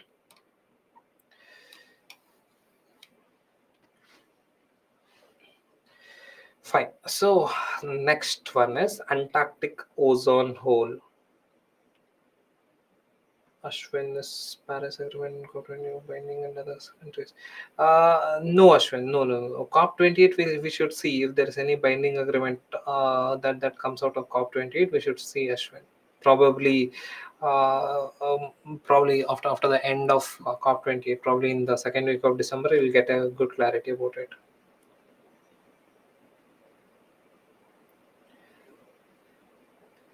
But developed countries like USA need to undertake initiatives from the front. Yeah, yes, Vivek. Developed countries has to take. Even India should also take, because even we are one of the third or the fourth largest greenhouse gas emitter, right? So even we should also take initiative. Okay, fine. So good. So now we'll take up the next article, that is Antarctic ozone hole. It is no some. It is not some difficult topic. Very very simple topic. So Antarctic ozone hole. So the recent study says that the ozone layer above Antarctic is reducing, is thinning in the sense it is reducing. So earlier the thickness was this, now it is becoming thin. So that is the meaning of your ozone hole. Ozone hole doesn't mean that there is actually a hole. No. So ozone hole means that earlier the thickness of the ozone hole was this, now the ozone hole thickness is reducing. So that is the meaning of ozone hole. So thinning of ozone hole is a thinning of ozone layer is your ozone hole. So where do you find this? So the recent studies shows that that is above Antarctic. So there is ozone hole formation, or say technically the ozone layer is thinning, or say it is reducing in size. So what is this ozone? So before understanding this article, we have to understand what is this ozone layer. Ozone, the chemical formula is O3. Three oxygen three oxygen atoms together, that's your ozone. So where do you find this ozone? Ozone is found in the stratosphere. This is your stratosphere. So if we divide the earth, the bottom layer, what is the bottom layer called as? What is the bottom layer called as? Tropo. What is the above layer? This is known as strato. This is your strato. The bottom layer is known as troposphere. The layer which we are living, that layer is known as troposphere. The above layer is known as stratosphere. It's usually somewhere between 12 to 16 kilometer. So 12 to 16 kilometer from the ground, we have stratosphere. In this stratosphere, we find ozone. We find that is ozone molecule, that is O3 molecules. So this is your stratosphere. Say from the earth's surface, say at 12 to 16 kilometer, 12 to 16 kilometer, we have this stratosphere. That is, we have stratosphere, and in stratosphere we have this ozone. What does this ozone do? This ozone blocks the harmful UV rays. UV rays causes cancer. UV rays causes skin disease, skin allergy, skin rashes, etc. It's more deadly. UV rays causes skin cancer also. And this harmful UV rays are blocked by ozone. So we have UV rays from sun. So this harmful UV rays are blocked by this ozone molecules. These ozone molecules are found in stratosphere 12 kilometers above the earth's surface. So this is your ozone layer. Ozone layer is not is a, it's a thin layer that is found in stratosphere. So this is your ozone. Then what do you mean by ozone depletion or ozone hole? Ozone depletion or ozone hole is nothing but reduction in the thickness of ozone layer, or say thinning of ozone layer. So that is known as your ozone depletion, ozone layer depletion. Clear? So this is the basics. Now let us come to the context. So the context is The context is the recent studies has shown that the Antarctic. So Antarctic ozone, Antarctic. Where do you find Antarctic? Southern pole, above in the southern pole region.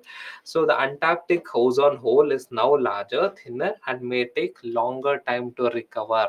So why there is ozone? Why there is a ozone hole that has taken place in Antarctic? We'll see why do we have ozone hole in Antarctic? What's the reason? So the reason are multiple fold. So there are multiple reasons. The first most important reason is emission of ODS. What is ODS? ODS is nothing but ozone depleting substance. This is your ODS. There are various ozone depleting substances. Say, for example, your CFCs, chlorofluorocarbons, or say methyl, CCl4, carbon tetrachloride, so or CCl4, methyl chloroform. So anything, any molecule, any element that has chlorine or say fluorine. So chlorine or fluorine, if we have chlorine or fluorine, then we have that kind of substance is known as ozone depleting substance. Chlorine, whichever element has chlorine, we can call it as ozone depleting substance. What do you mean by ozone depleting substance? Please everyone focus on the board. You'll get to know what is the ozone depleting substance. What is the ozone molecule? What's the chemical formula of ozone molecule? O3. When O3 reacts with chlorine, what will happen? When O3 reacts with chlorine, just 1 second. So when O3 reacts with chlorine, what we will get? We will get ClO plus O2. ClO plus O2. What happened to this ozone molecule now? It got depleted. So this is known as chlorine is known as ozone depleting substance. When ozone reacts with chlorine, it leads to ClO, chlorine monoxide, plus O2. What happened to ozone? It gets depleted. So ozone is very important to protect us from harmful UV rays. We have ozone in the stratosphere. So due to this ozone in the stratosphere, it protects us from the harmful UV rays. Now with chlorine going into this, with the chlorine, okay, with this ozone depleting substance, which we use in the ground surface, goes to troposphere. There what happens? So in the troposphere, this chlorine reacts with the ozone. When this chlorine reacts with ozone, it is going to deplete the ozone. It is going to deplete the ozone in the sense it is going to reduce the layer thickness of the ozone layer. If it reduces the thickness of the ozone layer, then what will happen? Harmful UV rays will enter into the Earth's troposphere. So this is the main reason why emission. What are the main reason for ozone hole? The main reason is emission of ODS substances, that is ozone depleting substances. Who is going to emit this ozone depleting substance? Naturally? No, it is not natural. It is man-made, anthropogenic. We use, say, in the earlier refrigerators and earlier ACs, we were using chlorofluorocarbon, so CFCs. So now in the new refrigerators you would see, right, CFC, no CFC, that is no CFC board would have been put. So in the old refrigerator we were using CFCs. So this CFC gas which gets leaked from the troposphere goes into the stratosphere. So this CFC gas, when it goes into the stratosphere, it will start depleting the ozone. So that will lead to ozone holes. And the next most important reason why in Antarctic we have ozone holes is because of polar stratospheric cloud. Please everyone focus here. This is a bit tricky. If you understand, it becomes easy. So where is Antarctic? Where is Antarctic? Antarctic is in the southern pole. This is southern pole. Southern pole, is it warm or is it cold? Southern pole, is it warm or is it cold? It is cold. It's very obvious. It's cold. In winter, what will happen? In winter, in southern pole, what will happen? It becomes further more cold. So the temperature goes to minus 20, minus 30 degrees Celsius. When the temperature goes to minus 20, minus 30 degrees Celsius in southern hemisphere, or say in southern poles, it happens in northern pole also. In southern hemisphere, what happens, in the tropos, in the stratosphere level, a cloud will be formed. See, please focus on the board. This kind of stratospheric cloud will be formed. So in the winters, this happens in the winters because of the extreme low temperature. A stratosphere, that is polar stratospheric cloud, will be formed. Now what will happen, so we, that is humans, start releasing the ODS substances. So this is one chlorine. So one chlorine atom we start releasing from the ground. So this chlorine atom will go to the, this is a troposphere. This chlorine atom that was released from the ground surface will go to the stratosphere. It will go to the stratosphere and it will get deposited over the stratospheric cloud. So what will happen, it will get a solid platform. So the chlorine atom will get deposited on this stratospheric cloud. It will get a platform where it can react with the, ozone molecule. Had this cloud not been there, this chlorine molecule would have passed away the stratosphere also. But due to this polar stratospheric cloud, now it got a platform. So this chlorine molecule will go and get settled on this stratospheric cloud, and it will start reacting with the ozone.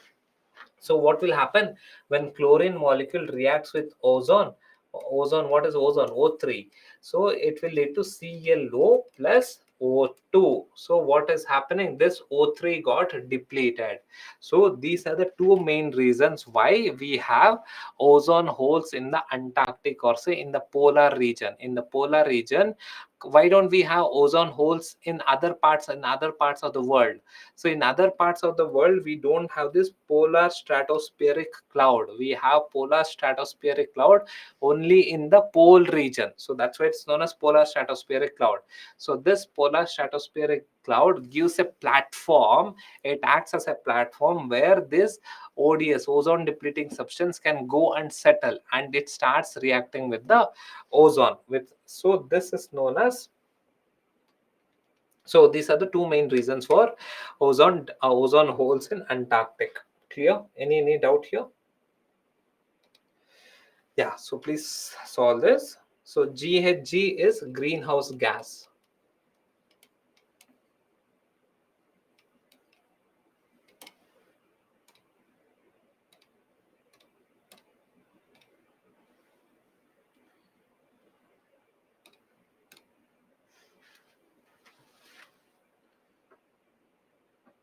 Shanu, what is the two reasons? What two reasons?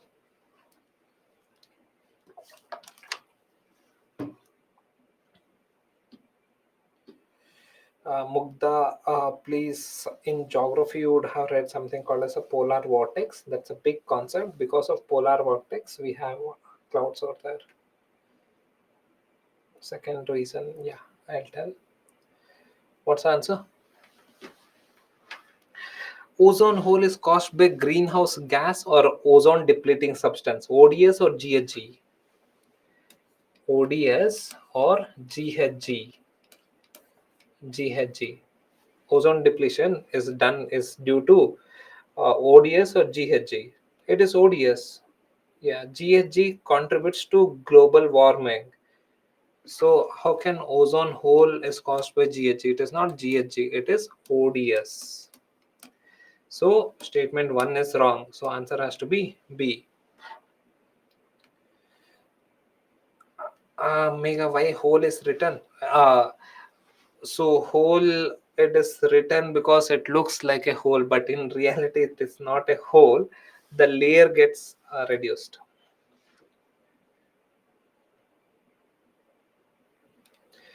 It looks like a hole, Mega, but it in reality is not a hole. There's no hole as such. Okay, so we'll take up the last last topic.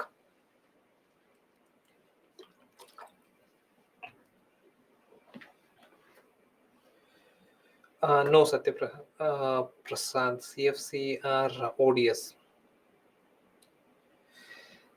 Okay, Kambla race. So Kambla race. So this is your Kambla race. So in Kambla race, this is from cultural perspective, art and culture, prelims oriented topic. So what is this Kambla race?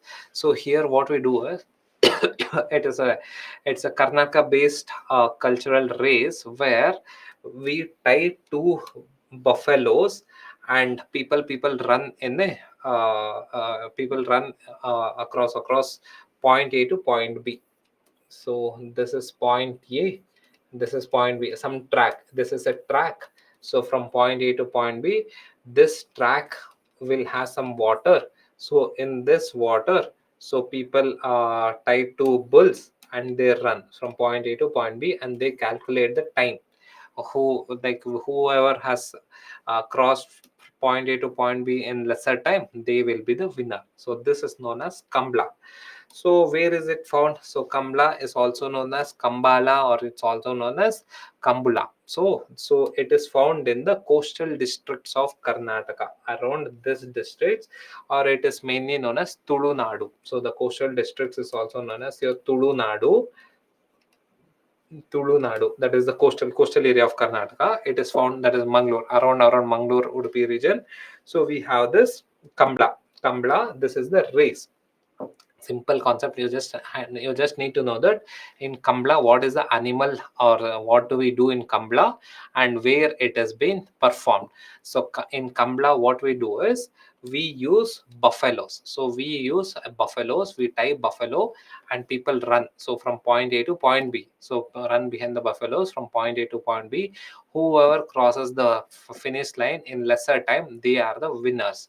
So this is the race Kamla. And where is it found? It is found in the Karnataka, mainly in the coastal districts. Even if you don't remember coastal district, that's totally fine. But just know that Kamla is performed in Karnataka. So that's what you have to memorize. Kamla is found in Karnataka. So Kamla is not something new.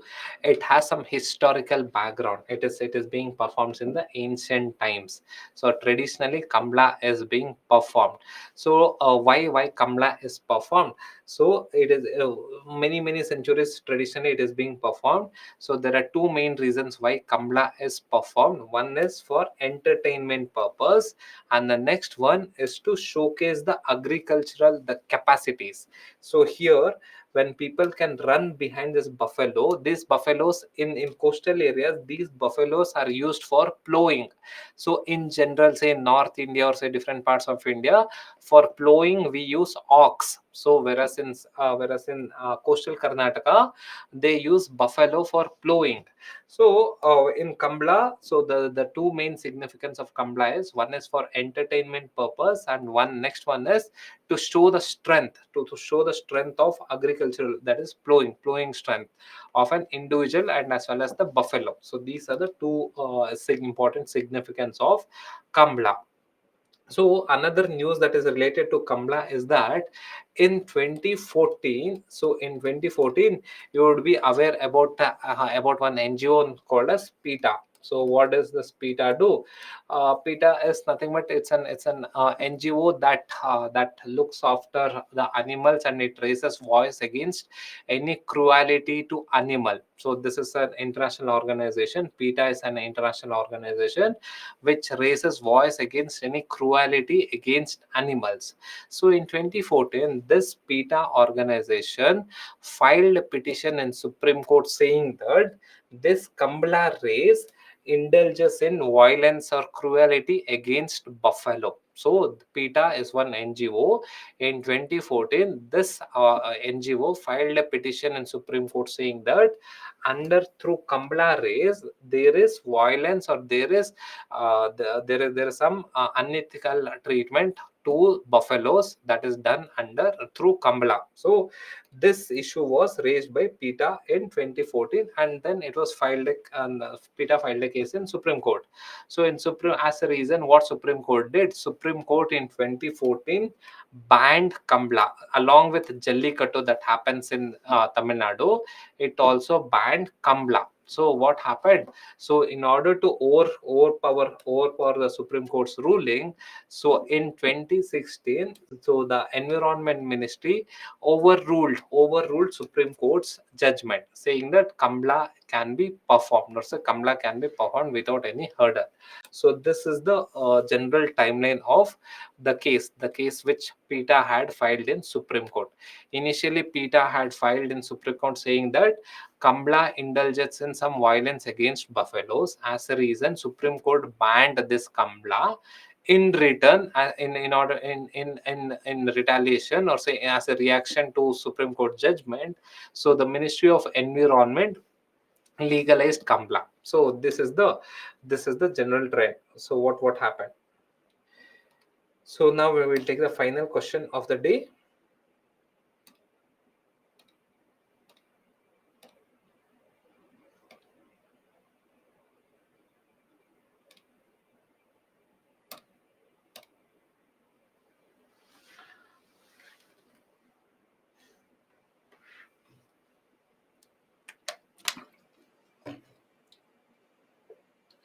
Yes, Deepika. It is shown in Kantara movie.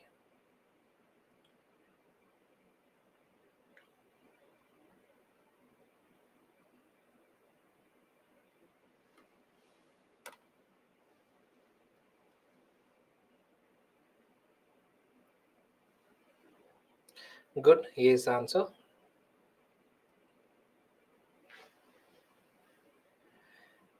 Bhanu.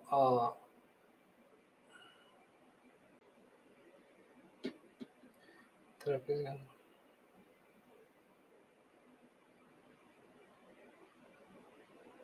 Bhanu, so in the gene therapy, what we are doing is using gene therapy, we are triggering a gene within ourselves in order to produce hemoglobin fetus.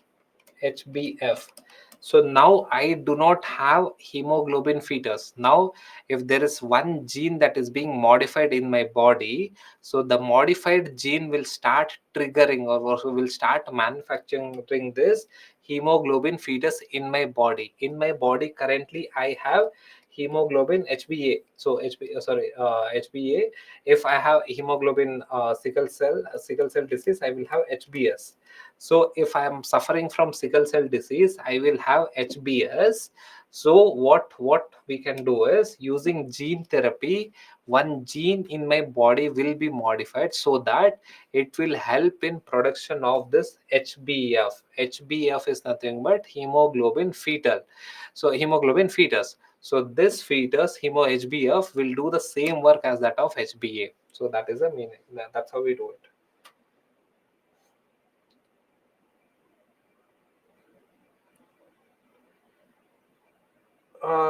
Pratiksha, cost of charge, of course, Pratiksha. When the time reduces, the cost will also reduce. Bhanu, stratosphere. Bhanu, please go through something called as polar vortex. So it's a big concept in geography. You should read that one.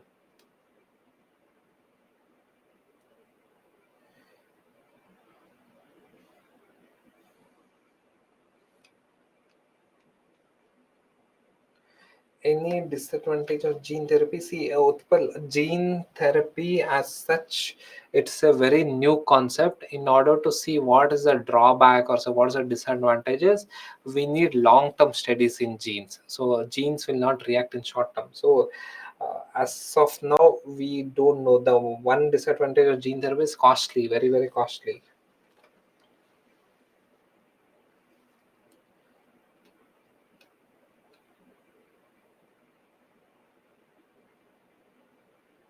So what is the doubt, Sabha? Uh, yeah, Sabha, what's the doubt?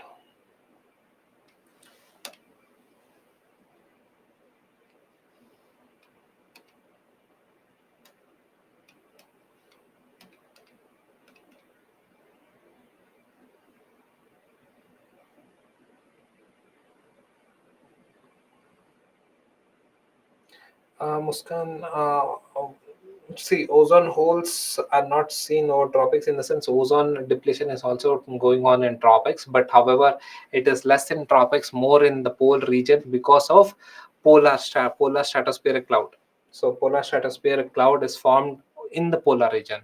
So this polar stratospheric cloud acts as a platform where this chlorine can sit on the polar stratospheric cloud and start depleting the ozone. And we do not have, in the tropic or temperate region, we do not have this polar stratospheric cloud, so there is no settled platform for the chlorine to sit and react against the chlorine. So that's the reason.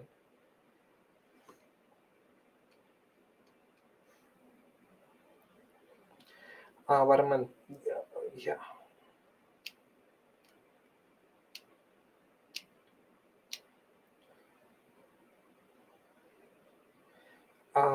See, as per the Indian Express article, Sangram, it goes in millions of dollars.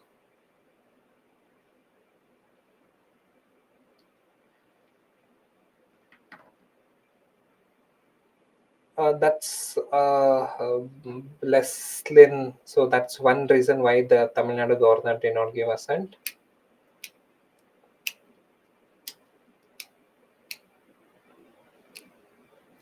Okay, so I think all most of the doubts are cleared. Okay, yeah, okay. So, Shalom then. Thank you guys. So, good night. Good night. Steady well. So, steady well. Thank you. Thank you.